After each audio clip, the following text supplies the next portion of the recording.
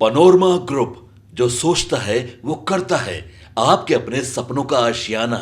नमस्कार, मेरा नाम ज्ञानेश्वर है और आपने देखना शुरू किया है लाइव सिटीज। मेरे साथ रोज की तरह दिल्ली से जुड़ रहे हैं देश के जाने माने सीनियर जर्नलिस्ट अजीत द्विवेदी जी। अजीत जी, बिहार में चुनाव है और चुनाव में एनडीए है, महागठबंधन है, प्रशांत किशोर है। तो एनडीए में देखिए, एक आवाज इधर के दिनों में खूब सुनाई पड़ रही है, हर ओर से सुनाई पड़ रही है कि डूबेंगे तो सभी डूबेंगे, बचना है तो सभी बचो। और सब कह रहे हैं कि बचा तो हम ही सकते हैं, सबसे अधिक वोट मेरे ही पास है, मतलब मेरा जो वोट है यदि वह घटा, इधर उधर हुआ तो नाव डूब जाएगी। तो यह दिखाया किसे जा रहा है, यह बताया किसे जा रहा है? अमित शाह और नरेंद्र मोदी और नीतीश कुमार इसे किस रूप में ले रहे हैं, क्योंकि सीटों पर बातचीत चल रही है एनडीए में।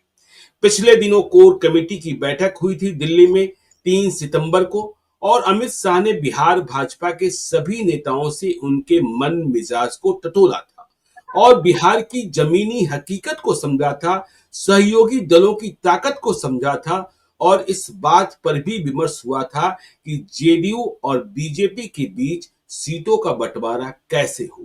जेडीयू इस बात पर अडिग है कि बड़े भाई तो हम ही रहेंगे, और जेडीयू यह तर्क दे रहा है, जेडीयू यह कह रहा है कि हमारी सीटें 105 से कम नहीं होनी चाहिए, आप 100 ले लो और यह 205 हो गया, बाकी 38 में सभी को बांट दो। लेकिन 38 में बाकी सभी बट जाएंगे, इसकी उम्मीद थोड़ी मुश्किल है, थोड़ा कठिन है गणित, क्योंकि चिराग पासवान 20-22 में न मान सकते हैं और न उनकी तैयारी 20-22 की है। संख्या को 25 के ऊपर ले जाना होगा, 25 से 30 के बीच में। और देखिए, जीतन राम मांझी, पॉलिटिकल हलचल बढ़ा हुआ है। आज पटना का मिलर स्कूल मैदान उपेंद्र कुशवाहा ने भर दिया। हम यह कहें कि सिर्फ मैदान ही नहीं, मिलर स्कूल ग्राउंड ही नहीं, गांधी मैदान के बाद सबसे बड़ा ग्राउंड है मिलर स्कूल मैदान, जहां जेडीयू का कार्यालय भी है, जहां आरजेडी का कार्यालय भी है, जहां बीजेपी का कार्यालय भी है। बिरचन पटेल पथ राष्ट्रीय लोक मोर्चा के समर्थकों से भरा है। उपेंद्र कुशवाहा ने भी ताकत दिखा दी कि भाई देख लो, हमें 5 वाला मत समझना। यदि 5 वाला आपने समझा तो फिर क्या हो सकता है। जीतन राम मांझी ने कल दिल्ली के कंस्टिट्यूशन क्लब में पार्टी की राष्ट्रीय परिषद की बैठक थी, वहां उन्होंने कहा कि देखिए, हमारे पास पैसे नहीं हैं, इशारा कहीं और था, लेकिन हमारे पास लोग हैं, और यदि हमारे पास लोग हैं, हमारे पास वोट है, तो यदि मुझे नजरअंदाज करोगे, हमारी ताकत को नहीं देखोगे, तो 2015 की तरह भी तो कुछ हो सकता है। मतलब वह भी डबल डिजिट से कम को तैयार नहीं है। भाजपा में भी खेला चलते रहता है, भाजपा में भी कितनी खिड़कियां हैं, यह तो आपको पता ही है। नागमणि को लेकर कौन आते हैं, आशुतोष कुमार को लेकर कौन आते हैं, आनंद मिश्रा की एंट्री कैसे होती है, कहां कौन किसके दरवाजे पर जा रहा है, यह पता लगाने को एक दूसरे बेताब रहते हैं कि यह पता कर ले कि यह किस खेमे का आदमी है। कितने खेमे हैं पता ही नहीं चलता। और फिर आप यह भी देख रहे हैं, जेडीयू का हाल भी देख रहे हैं कि जेडीयू में अरुण कुमार, जहानाबाद के पूर्व सांसद, कद्दावर नेता, स्थिर नहीं रहते हैं। उनके साथ परेशानी यह है, तो वह कैसे जेडीयू में इंटर करते करते रुक गए, ठहरा दिए गए, नहीं अभी नहीं। कौन नाराज हुआ, कौन नहीं नाराज हुआ, कौन ला रहा था, कौन नहीं ला रहा था, यह सबको पता है। तो मगध और शाहाबाद की समस्या अलग है, और यह समझने की बात है कि एनडीए में तो सबसे पहले हम शुरुआत क्या अरुण कुमार से करें कि अरुण कुमार की एंट्री कहां से हो रही थी और कैसे रुक गई। फिर आगे आते हैं उपेंद्र कुशवाहा की रैली पर, चिराग पासवान पर, जीतनराम मांझी पर और भाजपा की खिड़कियों पर। तो सबसे पहले इधर ही चलते हैं कि अरुण कुमार क्या हुआ, कैसे हुआ, बना कैसे, खेल बिगड़ा कैसे। अजीत जी। देखिए ज्ञानेश्वर जी, ये तो हम सब लोगों को पता है कि जो जहानाबाद के की एक सीट के बाद से जो समीकरण बिगड़ा हुआ है पिछले कई वर्षों से, कई चुनावों से, अगर वो समीकरण ठीक नहीं होता है तो बाकी सारे जो समीकरण है वो बैठाने की कोशिश नाकाम हो जाएगी। सबसे बिल्कुल। ज्यादा चर्चा जिस बात की होती है वो यही है कि इस इलाके में ये जो गया का पुराना गया जिला जो है ओल्ड गया डिस्ट्रिक्ट, उसमें जब तक शर्मा वर्मा का कॉम्बिनेशन नहीं बनेगा हम्म। तब तक चुनाव की गाड़ी पार नहीं लगेगी। एक तो ऐसे अब भी शर्मा वर्मा का चंद्रवंशी कॉम्बिनेशन भी भी। है दीदी, अब शर्मा वर्मा के अलावा शर्मा चंद्रवंशी भी है। हाँ, वही हम कहे कि वो अभी आ ही रहे थे उस पर कि जी। एक तो शर्मा वर्मा का कॉम्बिनेशन बिठाना है, दूसरे वर्मा और ठाकुर का कॉम्बिनेशन जो बिगड़ा हुआ है वो बिठाना है, और शर्मा चंद्रवंशी का जो समीकरण बिगड़ा हुआ है वो जी। बिठाना है। तो ये तमाम समीकरण ऐसा लगा जब अरुण कुमार को ले आने की बात हुई तो ऐसा लगा कि एक एक करके चीजें ठीक करने की कोशिश हो रही है कि हम्म। अरुण कुमार आएंगे तो एक समीकरण सधेगा। मान लीजिए कि ये कोशिश तो अब लगभग अब ये मान लिया गया है कि जगदीश शर्मा को मनाने के स्टेज से बात आगे बढ़ गई है, वो नहीं मान रहे हैं। जी। लगातार उनके साथ 2 बार जहानाबाद सीट पर जिस तरह की राजनीति हुई उसके बाद उन्होंने जो स्टैंड लिया है और जेडीयू में उनको लेकर के जो सोच बनी है उससे ऐसा लग रहा है कि वो नहीं मानेंगे। नहीं, तो वो हमारी नहीं खबर तो मानेंगे। ये है, हमारी खबर तो ये है कि जगदीश शर्मा को लालू यादव ने अपने पक्ष में कर लिया और घोसी से उनके बेटे राहुल कुमार का टिकट कंफर्म कर दिया गया है। माले की जीती हुई सीट है और घोसी के बदले माले को मखदूमपुर की सीट दी जा रही है। बिल्कुल बिल्कुल, मखदूमपुर की सीट जहां से जो जीतन राम मांझी की सीट है वो देने की बात, एक्सचेंज करने की बात थी। और जी। हमने अपने जो लाइव सिटीज के कॉन्क्लेव में हमने कॉमरेड दीपांकर भट्टाचार्य से पूछा भी था, उन्होंने कहा कि हम ओपन हैं सीटों के एक्सचेंज के लिए भी और किसी दूसर चीज के लिए ओपन माइंड से हम लोग बैठेंगे जी। सीटों की बातचीत करने। तो आप ये आपने अब हम वो मैं यहाँ बात कह नहीं रहे थे। सुधार दूं, मखदूमपुर की सीट आरजेडी ने जीती हुई है। वहां हम पार्टी लड़ी थी, हम पार्टी को जीत नहीं मिली थी, सतीश दास जीते हुए हैं आरजेडी के। तो यदि घोसी की सीट आरजेडी लेगा तो मखदूमपुर की सीट आरजेडी माले को सौंप देगा। और खबर मखदूमपुर की सीट को लेकर यह भी है कि वह सीट जीतन राम मांझी भी छोड़ना चाहते हैं। जीतन राम मांझी जहानाबाद सदर की सीट लेना चाहते हैं और अतरी की सीट लेना चाहते हैं।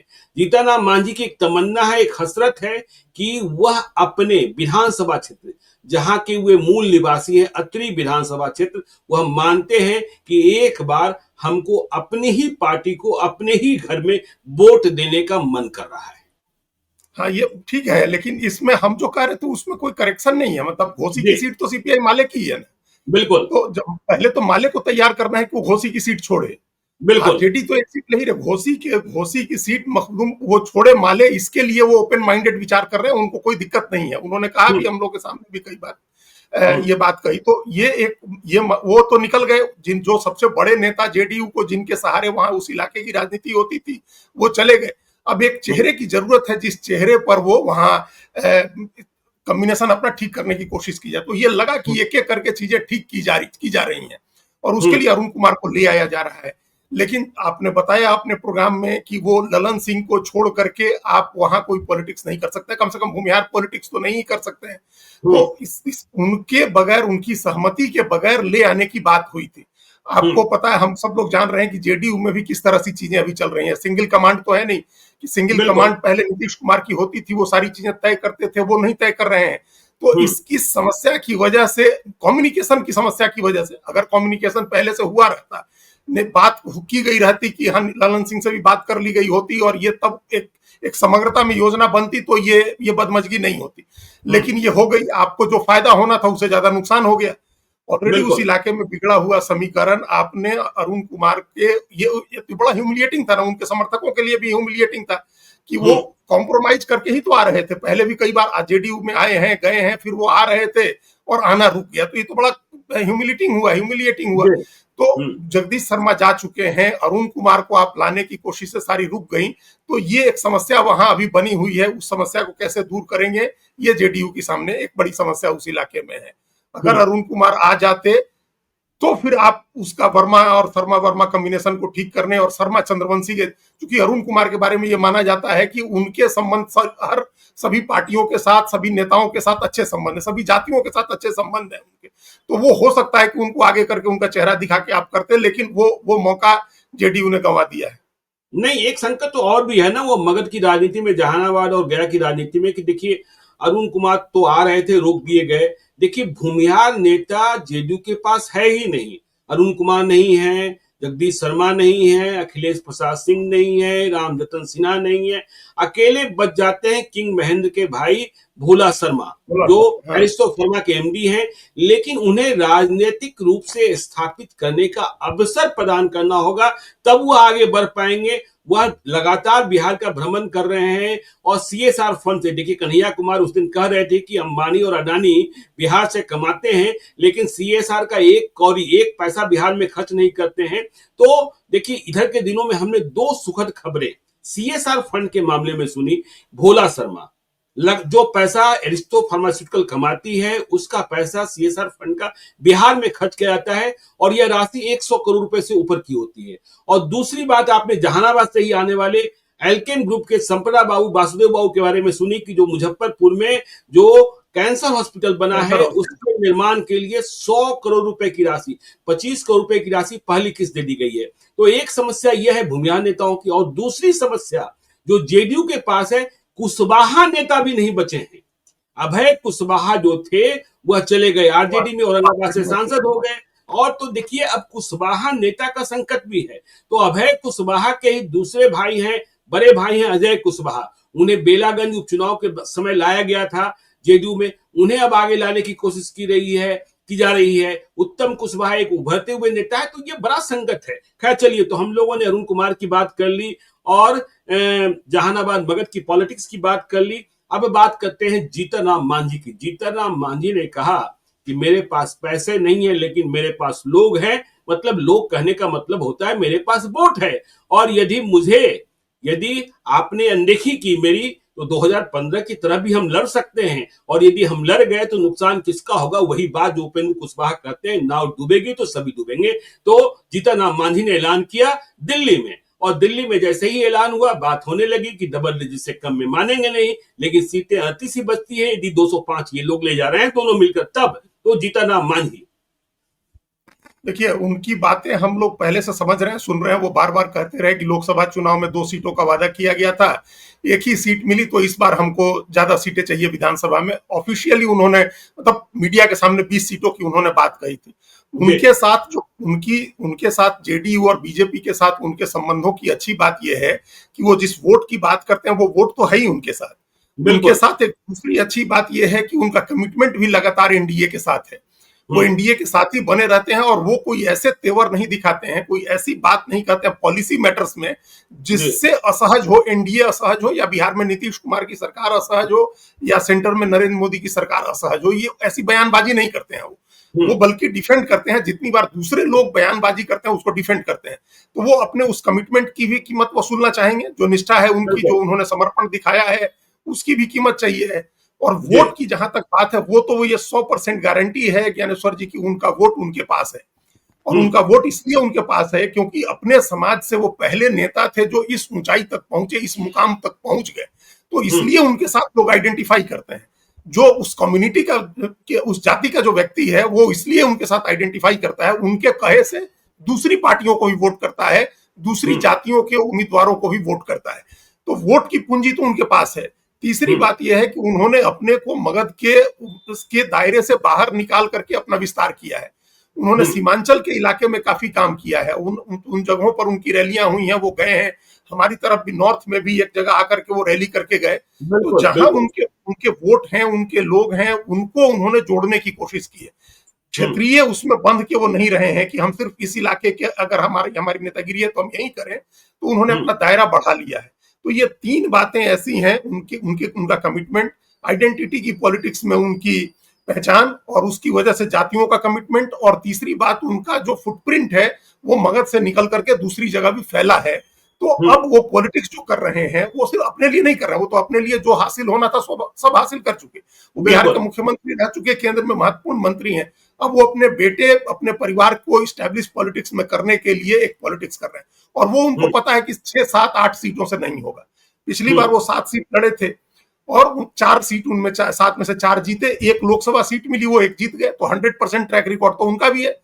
लोकसभा में 100% है और विधानसभा में 60% है। तो ये तो बहुत ही अच्छा परफॉर्मेंस हुआ ना। दूसरी पार्टियां जो दावा कर रही हैं, उनके मुकाबले तो परफॉर्मेंस भी बढ़िया है। 60% का परफॉर्मेंस है उनका विधानसभा में, और लोकसभा में 100% का। तो वो मांग रहे हैं सीटें, उनकी बात बिल्कुल जायज है, लेकिन जितनी सीटें मांग रहे हैं वो संभव नहीं है। और वो डबल डिजिट में लेकिन उनको ले जाना होगा। 7 को बढ़ा करके 10 करते हैं, 11 करते हैं, 10 पर रखते हैं, इतना जीतन राम मांझी को करना होगा। नहीं तो ज्ञानेश्वर जी, पिछले चुनाव में वोट का फर्क सिर्फ 0.23% का था। बिल्कुल 37.46 और 37.23, मतलब इस तरह का फर्क था। 0.26 या 0.23% का था।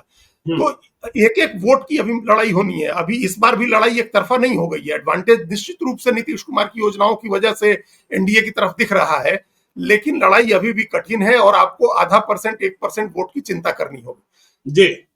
उनकी जो मांग है, उनका जो दावा है, वो रियलिटी पर बेस्ड है। वो कोई बहुत हवाई दावा नहीं कर रहे हैं। हमको आपको पता है कि असली क्या दावा है। कहने को 20 है, लेकिन असली दावा कम का है। असली दावा उनका है वो बहुत रियलिटी के करीब है।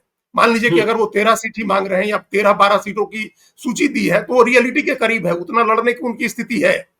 तो उनको एडजस्ट करना होगा। उनके होने का एक दूसरा फायदा क्या है, लंबे अरसे के बाद, पिछले 35 साल से तो 2 ही जातियों के मुख्यमंत्री हो रहे हैं, लेकिन उसके पहले के भी 10 साल मिला दे, हम 50 साल की पॉलिटिक्स आप देखिए, तो दलित कोई मुख्यमंत्री नहीं हुआ बिहार का, और दलित मुख्यमंत्री पहले जीतन राम मांझी हुए। तो ये सभी दलितों के लिए ये मैसेज है, सिर्फ उनके मांझी मुसहर जाति के लिए नहीं है, सभी दलितों के लिए उनका होना एक मैसेज है। एनडीए आजकल, अभी हम लोग पहले चर्चा कर चुके हैं कि बिहार की पॉलिटिक्स में भी अभी सबसे ज्यादा लड़ाई दलित वोट की है, उस 20% वोट की है। और जिसको आइकॉन बनाया गया, अगर आप उसको नाराज करते हैं, उसके समर्थकों में ये मैसेज नहीं जाता है कि उसके नेता को सम्मान मिल रहा है, तो वो ओवरऑल पॉलिटिक्स के लिए ठीक नहीं। इसलिए उनको तो समझाना साधना होगा, आसान है, लेकिन उनको मनाने के लिए हमको लग रहा है कि डबल डिजिट तो ले ही जाना होगा, 2 अंक में ले जाना होगा, चाहे 10 दें, 11 दें या 10 पर रख दें, लेकिन ले जाना होगा डबल डिजिट।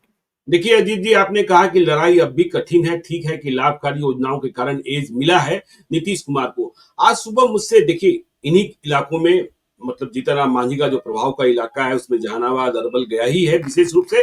तो जहानाबाद के एक पत्रकार मुझसे सुबह मिलने को आए हुए थे, तो घर पर ही आए थे, पुराने जानने वाले हैं। उन्होंने कहा कि देखिए, सब कुछ के बावजूद पता ही नहीं चलता है। प्रशांत किशोर की कल एक सभा शायद कुर्था या अरवल में कहीं हुई है, अरवल में। तो, हाँ, तो वे कह रहे थे कि 2 दिनों तक, 2 दिन पहले तक किसी को नहीं पता होता है कि प्रशांत किशोर की कोई सभा होनी है, किसी को कोई खबर नहीं होती है। लेकिन कल जिस तरीके से सभा में भीड़ जमा हुई, पैर रखने की जगह नहीं थी, तो पता ही नहीं चलता कि प्रशांत किशोर को सुनने के लिए ये लोग आ कहां से जा रहे हैं। और अचानक, तो इसका मतलब वह जो विश्लेषित कर रहे थे कि प्रशांत किशोर की टीम ने जमीन पकड़ ली है, ठीक वैसे ही जैसे माले वाले और लाल दस्ते वाले करते हैं कि हल्ला मत करो कि मेरा नेता आ रहा है, हल्ला मत करो कि जुलूस है, हल्ला मत करो कि सभा है, पहुंच जाओ। तो यह बड़ी चुनौती, प्रशांत किशोर किसको नुकसान पहुंचाएंगे, नहीं नुकसान पहुंचाएंगे, यह समीक्षा का विषय है। लेकिन उनकी सभाओं में भीड़ कम नहीं हुई है। वोटर अधिकार यात्रा और इन लाभकारी योजनाओं के बाद भी, और जिस तरीके से परिवार लाभ कार्ड के लिए हर जगह लंबी लंबी कतारें लग रही हैं, वह चिंता की बात है। खैर, तो हम लोगों ने जीतन राम मांझी की बात कर ली, अब बात करते हैं चिराग पासवान की। देखिए, चिराग पासवान ने कल मुजफ्फरपुर में, सुबह तो बंद था, कुछ कार्यकर्ता गुस्से में भी थे कि भाई अगले दिन भी रख सकते थे, लेकिन बंद के तुरंत बाद मुजफ्फरपुर में चिराग पासवान ने एक बड़ी सभा की और फिर से अपनी ताकत दिखाई। नव संकल्प सभा और चिराग पासवान की ताकत दिखी। और जब भीड़ ने नारा लगाया कि बिहार का मुख्यमंत्री कैसा हो, चिराग पासवान जैसा हो, तो चिराग पासवान उठ खड़े हुए और लोगों के अभिवादन को स्वीकार किया। तो चिराग पासवान ताकत दिखा रहे हैं। चिराग पासवान अपने दल के उम्मीदवारों के दावेदारों को यह भरोसा दे रहे हैं कि देखो, हम 2022 में नहीं मानने वाले हैं, तुम्हारे लिए अभी दरवाजे खुले हुए हैं, मैं लड़ रहा हूं और सीटें हासिल करूंगा और हमारी ताकत है। तो चिराग पासवान भी 2022 में मानते दिखाई नहीं पड़ते हैं। 25 से आगे बढ़ने का कोई रास्ता निकालना पड़ेगा एनडीए को, ऐसा लग रहा है। जी देखिए, वो बातचीत तो, वो रास्ता हम आप जान रहे हैं कि तभी निकलेगा जब जेडीयू और बीजेपी अपनी सीटें कम करेंगे। जी, दूसरा कोई रास्ता नहीं है। 243 आप बढ़ा नहीं सकते, उसको स्ट्रेच नहीं कर सकते, उसमें आप सीट तो ऐड कर नहीं सकते हैं। और जो दूसरे सहयोगी हैं, छोटी पार्टियां, जिनके जीतन राम मांझी की हम लोगों ने चर्चा की, आप उनकी भी चूंकि आइडेंटिटी की पॉलिटिक्स है, आप उनको भी ह्यूमिलिएटिंग नंबर ऑफ सीट नहीं दे सकते हैं कि ह्यूमिलिएटिंग हो बिल्कुल। उनके लिए कि इतनी ही सीटें हैं। भाई चिराग हम्म। पासवान जब नहीं थे अलायंस में, तब अगर वो 7 सीटें लड़े थे तो एक तो 7 सीट का उनका अपना दावा हो ही गया, और हम्म। 7 सीट में से वो 4 जीत करके आए, 60% सीटें जीती उन्होंने, लोकसभा सीट जीती, उनकी कम नहीं कर सकते हैं। तो हम्म। उनको अगर कम नहीं करेंगे तो जेडीयू बीजेपी के अलावा किसकी सीटें आप कम करेंगे? जो 100 से ज्यादा जिनको लड़ना है उनकी सीटें कम हम्म। करेंगे। चिराग पासवान को अगर 25 से ऊपर ले जाना है, 28 हम्म। ले जाना है या 30 ले जाना है, तो सीटें कम करनी होंगी। 25 हम्म। सीटें हो सकती हैं कि 25 मिल जाए, फिर आपको 10 सीटों पर आप जीतन राम मांझी को मना लीजिए और 8 सीट आप दे दीजिए उनको, 43 हो जाएंगी। 200 सीटें ये दोनों लोग लड़े। हम्म। लेकिन 200 भी नहीं लड़ना, अगर इधर 105 सीट लड़ना है, तब तो हम्म। फिर और भी सीटें कम करनी होंगी। तो हम्म। ये एक समस्या है। इसलिए हमारा ये मानना है, इसमें हम बार बार कहते भी रहे हैं कि रियलिस्टिक होना चाहिए है, रियलिस्टिक आंकड़े देने चाहिए हैं, रियलिस्टिक डिमांड होनी चाहिए, उस पर बात हो सकती है। फिर उसमें रियलिस्टिक आप जब डिमांड करेंगे तो उसमें ज्यादा बदमजगी नहीं होगी, मतलब ज्यादा जी। खींचतान नहीं होगी, और उसके हम्म। बाद हॉस्टिलिटी नहीं होगी। जैसे हम्म। अगर जीतन राम मांझी 13 सीट मांगेंगे और उनको 10 सीट मिलेगी तो वो कोई बहुत अपमानजनक नहीं होगा। या बिल्कुल। मान लीजिए कि उपेंद्र कुशवाहा ने कह रखा है कि हमको 10 सीटें मिलेंगी, या तो और उनको 8 सीटें मिलती हैं या 7 मिलती है, तो वो भी बहुत ही ह्यूमिलिएटिंग, बहुत अपमानजनक नहीं होगा। हम्म। अगर आप कह रहे हैं कि हमको 40 चाहिए है और रियलिस्टिक फिगर 20, 22 या 25 का बनता है, तो फिर ये ह्यूमिलिएटिंग हो जाएगा, ये दिक्कत वाली बात हो जाएगी। जी। तो व्यवहारिकता पर सबको ध्यान देना चाहिए, चाहे चिराग पासवान हो, जीतन राम मांझी हो, उपेंद्र कुशवाहा हो। अगर अलायंस को एकजुट रखना है, देखिए बिना अलायंस एकजुट रहे चुनाव हम्म। लड़ना किसी के लिए जीतना मुश्किल है। ये बात हम्म। हम सब लोग जानते हैं, चिराग पासवान भी जान रहे हैं, और उनकी पार्टी ये संकेत दे रही है कि पहली बार हम लोग जनता दल यू के साथ लड़ने जा रहे हैं। तो जब बिल्कुल। एनडीए एक होकर के लड़ने जा रहा है, चिराग पासवान ने खुद कहा है कि हम एनडीए से अलग नहीं होने वाले हैं, हम एनडीए के साथ जी। लड़ेंगे, रहेंगे साथ में। हम्म। तो जब हम्म। साथ में रहेंगे तो एक रियलिस्टिक बात होनी चाहिए। पहली बात तो हम्म। ये है, हम नंबर ऑफ सीट्स पर हम लोग चर्चा नहीं कर रहे हैं, क्योंकि सब हम्म। सामने है हम लोगों के कि 100 मतलब 43 से ज्यादा अधिकतम सीटें, ज्ञानेश्वर जी हमको लग रहा है कि 40 से ज्यादा सीटें 3 पार्टियों में नहीं बटेंगी। जी। 103 का जो 203 का जो फिगर है, 102 और 101, आपने हम्म। कहा 105 और 100, तो 103 से 105 ये तो तय मानिए कि इतनी सीटें तो बीजेपी जेडीयू के पास रहेंगी। अभी की बिल्कुल। स्थिति में इतनी सीटें उनके पास रहती दिख रही हैं। तो हम्म। इसके बाद कितनी सीटें बचती हैं? अधिकतम 40 और न्यूनतम 38, तो 38 से मतलब 40 सीट। 2015 में प्रशांत किशोर ने जो फार्मूला महागठबंधन के लिए निकाला था कि भाई जेडीयू और राजद के बाद जो सीटें बचेगी वो कांग्रेस को दे दी जाएगी। हाँ, अब जो कांग्रेस को बिल्कुल सीटें मिली थी वो 3 हिस्सों में यहाँ बच जाएगी। वही फार्मूला मोटा बढ़ मोटी जाए, निकलता हुआ बिल्कुल दिख रहा वही वही है। तो वही जी। फॉर्मूला है। उस समय 2 सीटें थी और 43 सीटें कांग्रेस को मिल गई थी, और हम्म। देखिए कितना कांग्रेस 43 सीट लड़के 27 जीती थी। उसके बिल्कुल। पहले आप पूरे 10 वाले चुनाव में सारी सीटों पर लड़ गए तो 9 जीते। हम्म। 20 के चुनाव में आप 70 सीट लड़े तो 19 जीते। तो हम्म। असली असली बात ये नहीं करनी चाहिए है कि हम कितनी सीटों पर लड़ेंगे। हम्म। क्वालिटी सीट मिल जाए आपको, आपकी विनेबिलिटी की संभावना बढ़ जाए, आपके जीतने की संभावना बढ़ जाए। देखिए कितने प्राउडली चिराग पासवान कहते हैं कि लोकसभा में हमारा 100% स्ट्राइक रेट है। तो बिल्कुल। आप ऐसी बिल्कुल। सीटें क्यों नहीं चुन रहे हैं कि उसमें आप विधानसभा में भी 100% नहीं तो 80%, 90% स्ट्राइक रेट से जीत जाए? अभी तक हम्म। विधानसभा का, असेंबली चुनाव का तो ट्रैक रिकॉर्ड बहुत खराब है, पिछले 3-4 चुनाव का, 5 चुनाव का। तो उसको ठीक करने के लिए अच्छी क्वालिटी सीटें चुनिए और सद्भाव बना करके चुनाव में जाइए। सद्भाव पर हम इसलिए ज्यादा जोर दे रहे हैं ज्ञानेश्वर जी कि उनका सद्भाव बिगड़ा हुआ है जीतन राम मांझी से भी और नीतीश कुमार से भी, और दोनों लेकिन बड़ी एक बात बड़ी है, देखिए एक बात है, जैसे देखिए मुजफ्फरपुर में भी हमने देखा या उनकी पुरानी सभाओं में भी देखा कि चिराग पासवान की सभाओं में सिर्फ पासवान नहीं होते, युवा होते हैं। और देखिए एक बात जो आजकल कहा जा रहा है अशोक चौधरी के लिए कि वह सर्वदलीय नेता हैं, तो चिराग पासवान की सभा में सर्वजातीय जमात भी दिखाई देता है। तो आपने देखा भी था कि 2020 में जो उन्हें वोट मिला था वो नीतीश कुमार के खिलाफ गुस्से का इजहार था। तो चिराग पासवान के सामने यह चुनौती भी है कि सिर्फ रिजर्व सीटें नहीं, सिर्फ परिवार नहीं, जो उनकी पार्टी के साथ दूसरी जातियों के लोग खड़े हैं उसमें सवर्ण ही अधिक हैं, उनका सामंजन भी।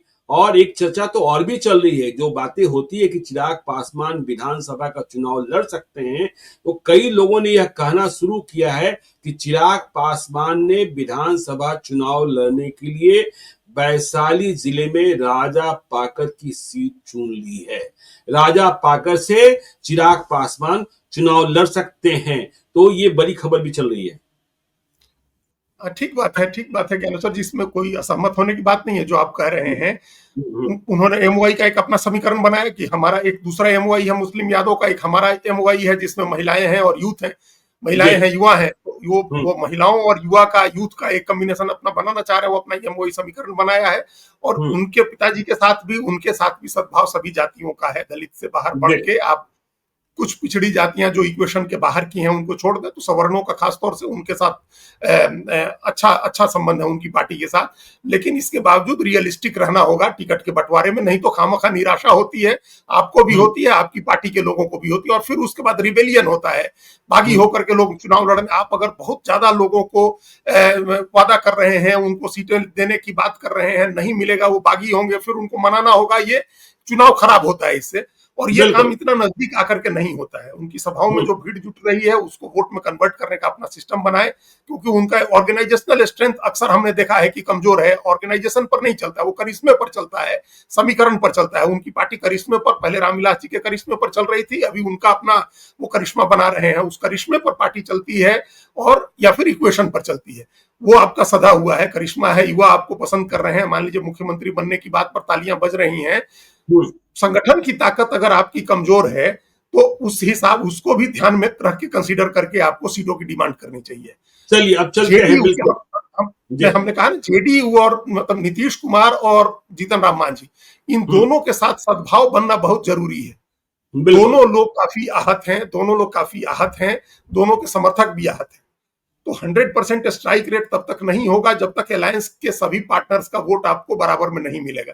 आपका वोट भी उनको ट्रांसफर होना चाहिए, और तभी बिल्कुल, उनका वोट आपको ट्रांसफर होगा। इसकी कोशिश करनी चाहिए। नंबर ऑफ सीट्स पर लड़ने की बजाय अगर बेहतर कोऑर्डिनेशन बना करके आप जाते हैं, और आपके सामने है कि कांग्रेस 43 लड़के 27 जीतती है और 70 लड़के 19 जीतती है, आप खुद 137 लड़के एक जीतते हैं, और अलायंस में रह के 5 लड़के 5 जीत जाते हैं, तो ये तय करना है कि आपको कितनी सीटें ज्यादा लड़नी है या सीटें ज्यादा जीतनी है, ये बिल्कुल। देख करके आपको तय करना है अलायंस। तो चलिए अब चलते हैं उपेंद्र कुशवाहा की ओर, राष्ट्रीय लोक मोर्चा की ओर। उनकी डिमांड भी आप जानते ही हैं कि डबल डिजिट की बात कर रहे हैं, उन्हें भरोसा भी है, लेकिन कई लोग कहते हैं कि 5 सीटें, लेकिन 5 सीटों पर उपेंद्र कुशवाहा मानने वाले नहीं है। और आज उन्होंने पटना में अपनी ताकत दिखा दी, मिलर स्कूल मैदान को पाट दिया। गांधी मैदान के बाद दूसरा सबसे बड़ा मैदान बीरचंद पटेल पथ अस्त व्यस्त था। सुबह 7 बजे ही पटना में इतने लोग आ गए थे। सिर्फ दो ऐसे चेहरे, देखिए, सासाराम दिनारा से आते हैं आलोक सिंह, आपको पता है काराकाट विधान लोकसभा क्षेत्र का हिस्सा है। तो आलोक सिंह के साथ ही लोग कह रहे हैं कि सुबह 10,000 से अधिक लोग आ गए थे, 10,000 से अधिक लोग आ गए थे। और उपेंद्र कुशवाहा की यह मजबूरी भी है, राजनीतिक मजबूरी भी है कि वह शाहबाद में अपने भविष्य को सुरक्षित रखने के लिए कम से कम 2 कुशवाहा और 1 राजपूत खोल रहा है, तो आलोक सिंह। और फिर देखिए शेखपुरा से राहुल कुमार इतने लोग लेकर आए कि फिर तो बीरचंद पटेल पर, बाकी हिस्सों से तो लोग आए ही आए। तो उपेंद्र कुशवाहा ने भी ताकत दिखा दी कि भैया ऐसा है कि मुझे अंडर एस्टिमेट मत करो, समझे ना, मेरे पास क्या है। और कुशवाहा के नेता हैं उपेंद्र कुशवाहा, आज फिर से दिखे और बिहार के विभिन्न हिस्सों से। और जानते हैं उपेंद्र कुशवाहा मुद्दों की बात करते हैं परिसीमन पर, और वह इन तमाम संवैधानिक मुद्दों पर बात कर रहे हैं। तो उन्होंने अपनी ताकत का इजहार तो कर दिया, कहीं से कोई कंजूसी नहीं की, लोग आए और अनुशासित तरीके से रहे और अपनी बातें कही। दिल्ली को संदेशा दे दिया गया कि हम तैयार हैं, बाकी फैसला आपको करना है। देखिए, जिस जुमले से आपने शुरू की थी बात के अनुसार, वो उन्हीं का बोला हुआ है कि बिल्कुल, डूबेंगे बिल्कुल, तो सब डूबेंगे, क्योंकि सब एक ही नाव पर सवार है, नाव डूबेगी तो सारे लोग डूबेंगे, ये बात उन्होंने ही कही थी। और बिल्कुल, कहीं ना कहीं उनको इस बात की अभी एक खबर आ गई जिसमें उनको 10 सीटें देने की बात कही गई, वो अच्छी लगी होगी खबर उनको, लेकिन ये उसके पहले 5-6 सीट वाली जो खबर चल रही है उससे वो कहीं ना कहीं नाराज भी हैं।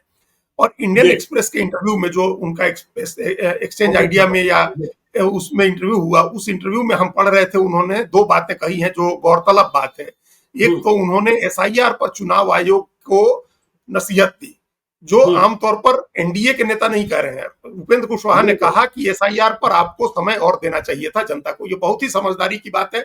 हम सब लोग इस बात को, जो लोग एसआईआर का समर्थन कर रहे हैं, वो सब लोग ये कहते रहते कि ऐसी आपाधापी करने की कोई जरूरत नहीं थी, 1 महीने से आपने क्यों 1 महीने का समय दिया। ये बात उपेंद्र कुशवाहा ने भी कही।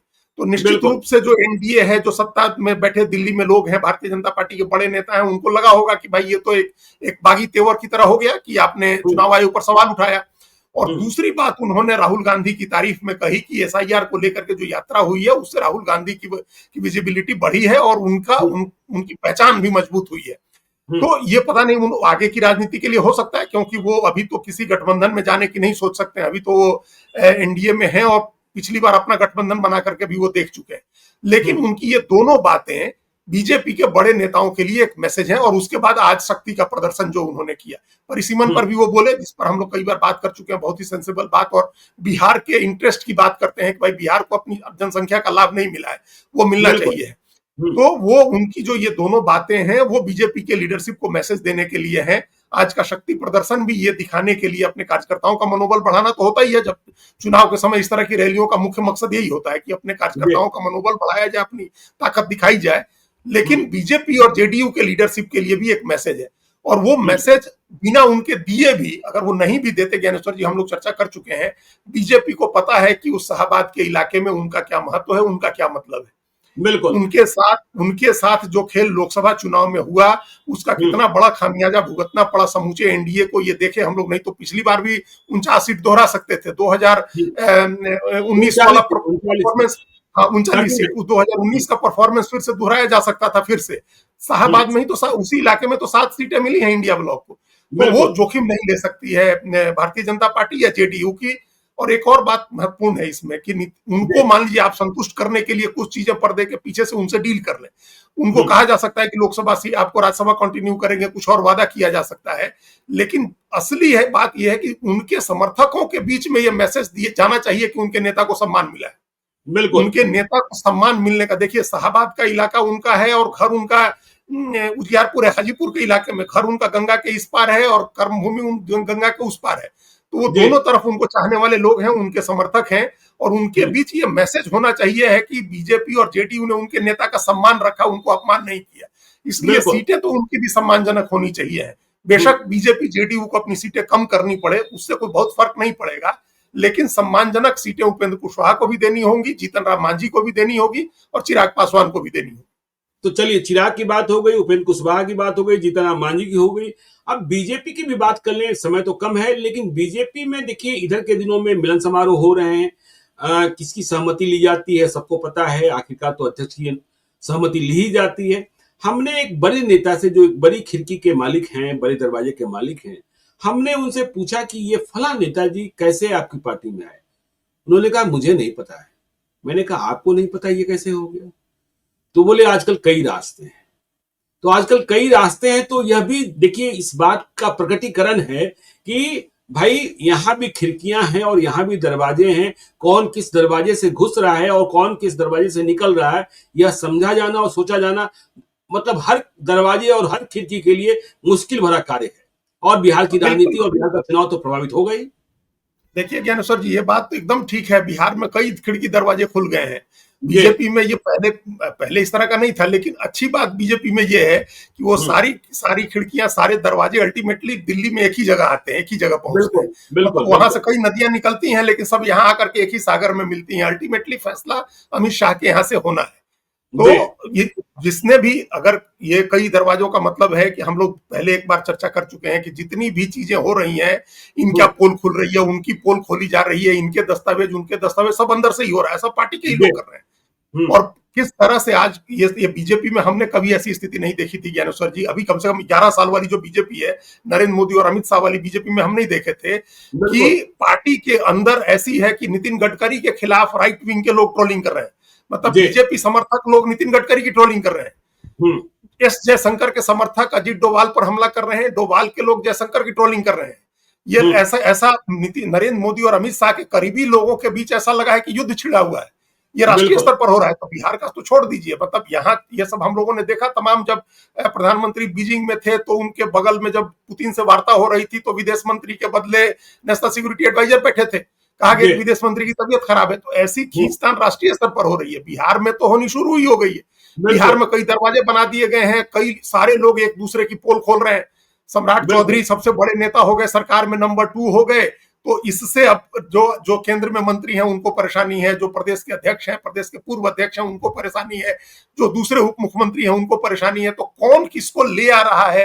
परमिशन तो ली जा रही है दिल्ली से, बिल्कुल बिल्कुल, लेकिन उसको ले जाने का और इससे आपस के कोऑर्डिनेशन की कमी बहुत साफ साफ दिख रही है ज्ञानेश्वर जी बिहार में। अगर अमित शाह ने इसको कंट्रोल नहीं किया, जो करेंगे, हमको लगता है कि टिकट वगैरह का जो बात आएगी तब तो सारे फैसले एक ही जगह से होंगे। अभी तो सबको लगता है छूट दी गई है कि आप ले आइए, आप अपनी पॉलिटिक्स करिए, आप भी दावेदार हैं, आप भी दावेदार। ये भी अमित शाह के ब्रांड की पॉलिटिक्स है कि वो जिसके प्रचार में जाते हैं, जब सभाओं में जाते हैं, तो जिस क्षेत्र में जाते हैं वहां के नेता के लिए कहते हैं कि इनको आप चुन के भेजिए, हम इनको बहुत बड़ा आदमी बनाएंगे। तो पता नहीं कितने लोगों को उन्होंने बड़ा आदमी बनाने की बात कही है, अब वो पता चलेगा टिकट बंटवारे में। तो चलिए पता चलेगा। देखिए, आज हमने एनडीए की विभिन्न खिड़कियों के, एनडीए के विभिन्न दलों के बारे में आपको जानकारी दी है। आप देखते रहिए लाइव सिटी को। यदि अब तक आपने हमारे यूट्यूब चैनल लाइव सिटी को सब्सक्राइब नहीं किया तो जरूर कर लीजिएगा, और यदि इस वीडियो को आप फेसबुक पेज के माध्यम से पेज को लाइक कीजिए, हैंडल एक्स पर भी हमें फॉलो कीजिए। धन्यवाद।